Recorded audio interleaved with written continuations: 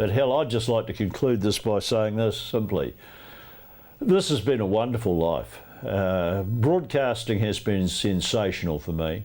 I've loved radio more than television, and I can say that truthfully, because in radio there's only you and your producer and the mass of people. Television, you've got to have some clown getting the camera right, you've got another one getting sound right, you've got somebody out in another room who's doing something. There's always something going wrong with one of those people. And so it's not you there. You're sitting on tenterhooks because you know something could happen. All my TV shows, as you're aware, have been live, and that's been something that has put the edge on them. And I did that because I never wanted the technical people to take over the actual show. But radio is live. Radio is happening. Radio changes. It's unpredictable. It is complete adrenaline buzz. And when you say, how do you know you should retire? How do you know your right time? When you go to somebody like Taylor Swift and you see the energy and enthusiasm of a 23-year-old, and you know that you can't muster that and you can't match that, and you know you're 68, 3 times her age, you know it's time for you to get out and leave it to people who are on the way up. But you know this, that you've got the memories and you've got the wonderful thoughts that you've been there, and you know that you've worked with the best.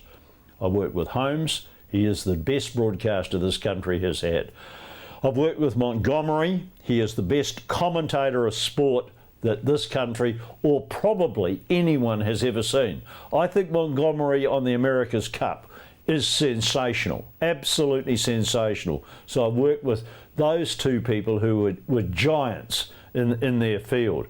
And then with people who are so hard-working, like I have huge regard for Larry Williams and what he has produced. I don't think he's recognised as much because Larry ducks and dives around publicity, hates it.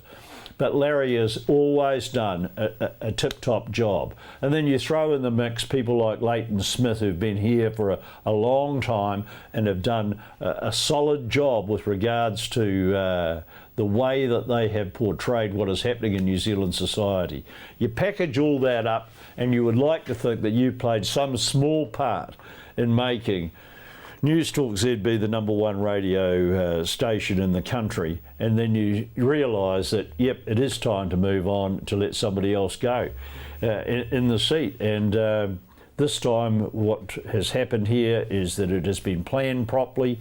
The succession plan has been put in place. The guy who comes in to succeed has had a taste of it.